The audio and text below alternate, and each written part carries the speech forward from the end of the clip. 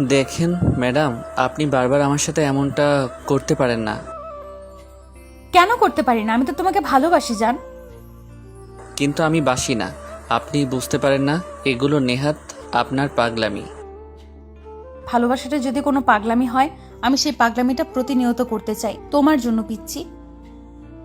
এই পাগলামিটা আপনি অন্য কারোর সাথে করবেন, সেটা আপনার জন্য ভালো কাজে দিবে। আর আপনি যদি পাগলামিটা আমার সাথে করেন তাহলে তো আমার সমস্যা হবেই। জান, বিশ্বাস করো, তোমাকে প্রচন্ড পরিমাণে ভালোবাসি, থাকতে পারি না তোমাকে ছাড়া।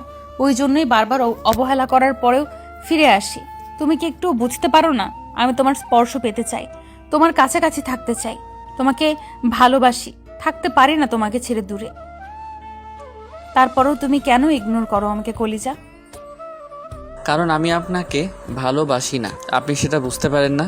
তাহলে আপনি কেন এই নাটকটা করছেন বলেন তো? কি চাইছেন আমার কাছ থেকে? আমার মতো একটা মধ্যবিত্ত পরিবারের ছেলের কাছ থেকে আর কি চাই আপনার বলেন? তুমি বারবার নাটক কেন বলছো? আমার ভালোবাসাটাকে তোমার কাছে মিথ্যা বলে মনে হচ্ছে?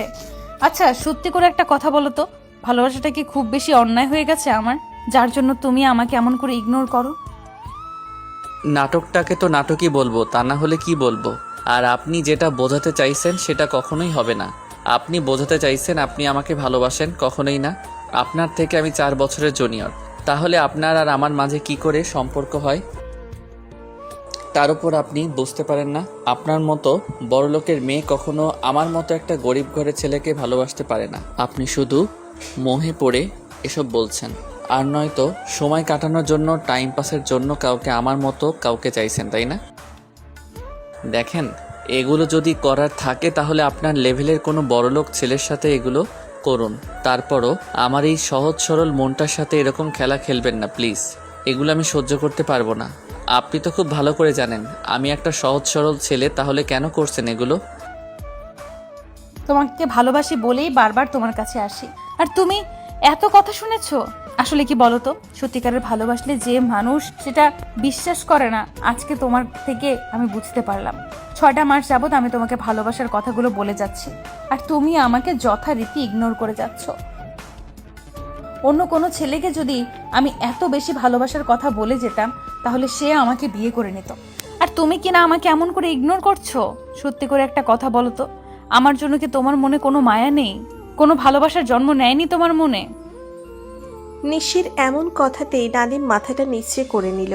তখন নিশি ওর বুকের কাছে হাত রেখে বলতে লাগলো, বাবু, বিশ্বাস করো, আমি বড়লোকের মেয়ে হতে পারি, কিন্তু ভালোবাসার কাঙাল। আমি ছোটবেলা থেকে আব্বু আম্মুর কাছ থেকে কোনো ভালোবাসাই পাইনি।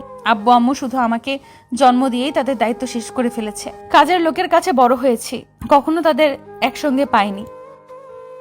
ছুটির দিনে সবাই একটু বাসায় থাকতো, তারপরও বিকেলে যে যার মতো বেরিয়ে যেত। আমাকে নিয়ে ঘুরতে যাওয়ার মতো একটু সময় তারা পেত না। সন্তান বাবা মার কাছ থেকে কি চায় বলো? তাদের ভালোবাসাটা, তাই না? অঢেল টাকা পয়সা দিয়ে কিন্তু ভালোবাসাটা কিনতে পাওয়া যায় না।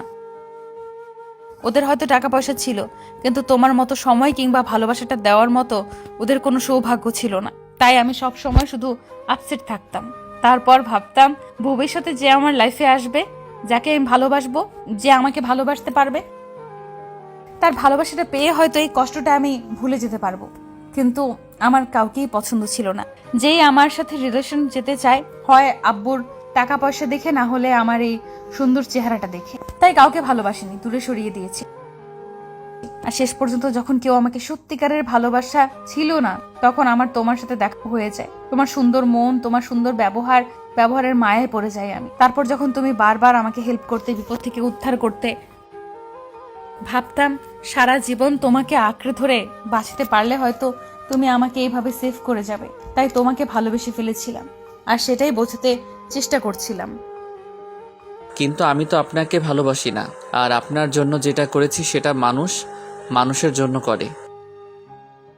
মিথ্যা তুমি আমাকে আগে বলো। মিথ্যা তুমি আগে আমাকে ভালো না বাসলেও এখন অন্তত ভালোবাসো। আর ভালোবাসাটা না থাকলে মানুষ মানুষের জন্য এতটুকু করতে পারে না, সেটা আমিও খুব ভালো করেই জানি। তাই এই নাটকটা অন্তত করো না। আমি সেটা বিশ্বাস করব না। আর আমার ভালোবাসাটাকে যদি তোমার কাছে এত বেশি তুচ্ছ বলে মনে হয়, তুমি আমাকে বলো, আমি তোমার থেকে দূরে সরে যাব। আর যদি প্রমাণ দেওয়ার কথা বলো, তাহলে আমি নিজেকে শেষ করে দিতেও দুবার ভাববো না। তুমি বলো তোমার জন্য কতটুকু ভালোবাসি, সেটা প্রমাণ দিতে হবে। আমি সেটা প্রমাণ করে দিব। তারপরও অন্তত ইগনোর করো না। ছোটবেলা থেকে আমি ইগনোরটা সহ্য করতে করতে বড় হয়েছি, আর এখন যদি তুমি আমাকে সেই ইগনোরটাই করতে থাকো তাহলে আমি কি করে বাঁচবো বলো? আমার যে তোমার ভালোবাসাটা খুব বেশি প্রয়োজন নাদিম, তারপরেও তুমি সেটা বোঝার চেষ্টা করছো না, উল্টো আমাকে ইগনোর করে চলেছো। আপনারা কি ভাবছেন এখানে কি হচ্ছে? নিশি নাদিমের ছোট ভাইয়ের স্কুল টিচার, তার উপরে নাদিমের থেকে 4 বছরের সিনিয়র। নাদিমের সাথে যেদিন নিশির প্রথম দেখা হয় সেদিন নাদিম ওর ছোট ভাইকে নিয়ে স্কুলে দিতে আসছিল, আর সেই দিনই নাদিমের ছোট ভাইয়ের মাধ্যমে ও নাদিমের পরিচয়টা পায়। তারপর যখন নাদিমের বাসায় নিশি ওর ছোট ভাইয়ের টিউশনি করানোর জন্য ঠিক করা হয়, তখন থেকেই নিশি নাদিমের প্রতি একটু একটু করে আকৃষ্ট হচ্ছিল। নাদিম বারবার নিশি বিপদ থেকে বাঁচিয়ে নিচ্ছিল, আর সব ধরনের বাজে পরিস্থিতি থেকে ওকে সেভ করছিল। তখন নিশি ওর প্রতি মুগ্ধ হয়ে যায়। তারপর আস্তে আস্তে ওকে নিয়ে ভাবতে শুরু করে। একটা সময় এই ভাবনাটাই ভালোবাসায় পরিণত হয়। নিশি মানতে পারছিল না ওর থেকে 4 বছরের একটা জুনিয়র ছেলেকেও ভালোবেসে ফেলেছে, তাই দূরে থাকার চেষ্টা করেছিল। কিন্তু ভালোবাসাটা তো আর বলে কয়ে হয় না, তাই নিশিও সেটা দূরে রাখতে পারছিল না। একটা সময় ভালোবেসে কাছে আসতে বাধ্য হয়েছিল, আর নাদিম ওর থেকে দূরে থাকার চেষ্টা করত, কারণ নাদিমেরও প্রথম দেখাতেই নিশিকে ভালো লেগেছিল। আর যখন জানতে পারে ওর থেকে মেয়েটা 4 বছরের সিনিয়র, তখন নাদিম নিজেকে ওর দিকে ফিরিয়ে নেয়। আর নাদিম জানে নিশি কত বড়লোক ফ্যামিলির একজন মেয়ে। ও শুধু সময়টা কাটানোর জন্য এই চাকরিটা করে, না হলে এই চাকরি করার কোনো প্রয়োজন পড়ে না। তাই নাদিম ওর থেকে দূরে সরে থাকার চেষ্টা করছিল, আর ততদিনে নিশি ওকে ভালোবেসে ফেলে, যার জন্য বারবার ওর কাছে আসার চেষ্টা করে। তারপরও নাদিমের থেকে কোনো রেসপন্স ফিরিয়ে দিয়েছিল। তারপর নিশি উপায় না পেয়ে নাদিমকে প্রপোজ করে। তখন নাদিম ওকে রিজেক্ট করে দেয়, আর সেদিনের মতো আজকের মতোই ওকে বিষয়টা বুঝিয়েছিল। কিন্তু নিশি অনেক বেশি ওর প্রতি দুর্বল ছিল, যার জন্য ওকে ফিরিয়ে দেওয়ার পরও পুরো 6টা মাস ধরে নাদিমকে বারবার কাছে টেনে নিয়ে ভালোবাসাটা বোঝানোর চেষ্টা করছে। আর আজকে সকালেও নাদিম ওর ছোট ভাইকে স্কুলে দিতে গেলে তখন নিশি নাদিমকে ওর সাথে দেখা করতে বলে। নাদিম দেখা করতে চায়নি, তখন নিশি ওকে নানাভাবে রাগ অভিমান দেখায়, বলে উল্টোপাল্টা কিছু করে ফেলবে। তখন নাদিম ওর সাথে দেখা করতে বাধ্য হয়, আর তারপর ওদের মাঝে কি কথা হলো সেটা তো আপনারা জানতেই পারলেন। নাদিম কথা বলছে না দেখে নিশি কান্না করে দিয়ে ওকে শক্ত করে জড়িয়ে ধরে ফুঁপিয়ে উঠতে লাগলো। নাদিমের খুব বেশি ইচ্ছে হচ্ছিল পাগলিটাকে বুকের সাথে জড়িয়ে ধরে ভালোবাসি কথাটা বলতে, কিন্তু মধ্যবিত্ত পরিবারের ছেলেদের এই ভালোবাসার কথাটা মানায় না, তাই ও চুপ করে রইল। তখন নিশি বলতে আরম্ভ করলো, আচ্ছা বাবু, আমি কি তোমাকে ভালোবেসে খুব বেশি অন্যায় করে ফেলেছি? সিনিয়র জুনিয়রের কখনো কি সম্পর্ক হয় না বলো? নাকি তাদের মাঝে সম্পর্ক হওয়াটা অন্যায়? তুমি এত ভালো করেই জানো, কতই তো হচ্ছে আজকাল এরকম, তাই না বলো? মানুষ তো তার থেকে 10 বছরের সিনিয়র মেয়েকেও বিয়ে করে। তাহলে তুমি আমাকে একটু ভালোবাসতে কেন পারছো না? বিয়ের কথাটা আমি না হয় পরেই রাখলাম, তুমি আমাকে অন্তত একটু ভালোবাসার চেষ্টা করো। দেখো মানুষ কি বললো সেটা নিয়ে ভাবতে হবে না, আর আমার আব্বু আম্মু মেনে নেবে না ভেবে তুমি আমাকে দূরে সরিয়ে রাখছো তো। আচ্ছা ঠিক আছে, তুমি যদি বলো ওদের ছেড়ে আসতে হবে, আমি তোমার জন্য সবটা করতে পারি, আর তোমাকে আজকে বিয়ে করে নিতে পারি। তারপরও তুমি আমাকে একটা আবার বুকের সাথে জড়িয়ে নাও। এসব ইমোশনালি ডায়লগ দেওয়াটা যত সহজ, করাটা তার থেকে অনেক বেশি কঠিন। আপনি কি ভাবছেন আপনি ওই রাজপ্রাসাদ ছেড়ে আমার ওই ভাঙা ঘরে গিয়ে থাকতে পারবেন?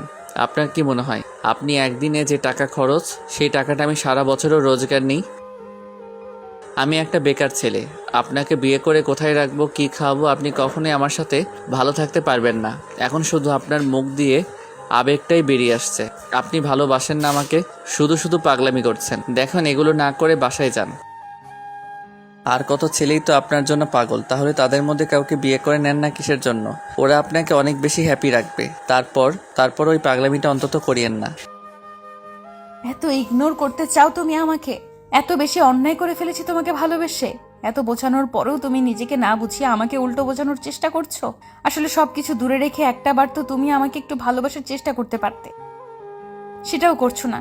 আর পার্কে কি তুমি তো আমাকে ভালোবাসার পরও সেটা স্বীকার করো না, তারপরও মিথ্যা বললে তুমি আমাকে ভালোবাসো না। আচ্ছা সত্যি করে একটা কথা বলো তো, আমি যদি তোমার থেকে কখনো দূরে হারিয়ে যাই তুমি কি ভালো থাকতে পারবে?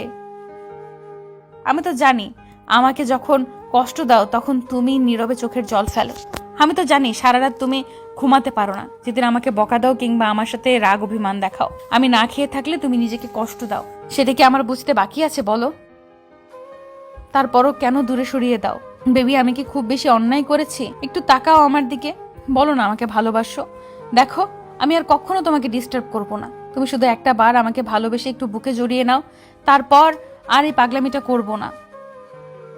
আমি থাকতে পারছি না তোমাকে ছাড়া, ওই জন্যই বারবার নির্লজ্জের মতো তোমাকে ভালোবাসার কথাগুলো বলছি, আর তুমি আমাকে তত বেশি ইগনোর করছো। দেখেন ম্যাম, এই ভালোবাসার কোনো ভবিষ্যৎ নেই। আপনি কেন বুঝতে চাইছেন না যে এই ভালোবাসার মধ্যে কোনো সুখ নেই, শুধু অশান্তিটাই আছে? আচ্ছা আমি আপনাকে বিয়ে করে নিলাম, তারপর আপনি কি করে থাকবেন আমার সাথে সারা জীবন? আপনি থাকতে পারবেন না? কষ্ট হবে আপনার। যেখানে সোনার চামচ নিয়ে মুখে নিয়ে জন্মেছেন, সেখানে আমার বাসায় আসলে আপনাকে সবটা নিজ হাতে করতে হবে। আপনি ওই পরিবেশে গিয়ে কখনোই থাকতে পারবেন না। আপনার বাসার কাজের লোকও অত বাজে পরিবেশের মধ্যে থাকে না যেখানে আপনি যেতে চাইছেন। ভালোবাসা যে পরিবেশ আর টাকা পয়সা দেখে হয় সেটা তুমি আজকে বারবার বোঝানোর চেষ্টা করছো। একটা সময় তুমি আমাকে ভালোবাসো সেটা স্বীকার করবে, কিন্তু তখন হয়তো আমি আর থাকবো না। এই আপনি থাকবেন না মানে? কী সব আজে বাজে কথা বলছেন? দেখেন এসব কথা আর বলবেন না, যদি বলেন তাহলে কিন্তু আমার থেকে খারাপ আর কেউ হবে না। তুমি বুঝতে পারছো না, তুমি যে অবহেলাটা আমাকে করতে শুরু করেছো সেটা আমি সহ্য করতে পারি না। আমি কারো ইগনোরটা সহ্য করতে পারি না, তারপরেও সবটা সহ্য করার চেষ্টা করি। কেন জানো? কারণ তোমাকে ভালোবাসি বলে, তাই বারবার বোঝানোর চেষ্টা করি। তুমি যতবারই আমাকে ইগনোর করো, কিন্তু দেখো এই ইগনোর করতে করতে একটা সময় আমি শেষ হয়ে যাব, রাগের বশে নিজেকে শেষ করে দিব, না হলে তোমার থেকে অনেক দূরে চলে যাব। তখন তুমি বুঝতে পারবে আমি তোমাকে কতটা ভালোবাসি। নিশি কথাটা বলেই কান্না করে দিল। নাদিমের বুকের ভিতরটা ধক করে উঠল যখন শুনল নিশি ওর থেকে দূরে সরে যাবে, নিজেকে শেষ করে দিবে। নাদিম আর নিজেকে কন্ট্রোল করতে পারল না, কান্না করে দিল।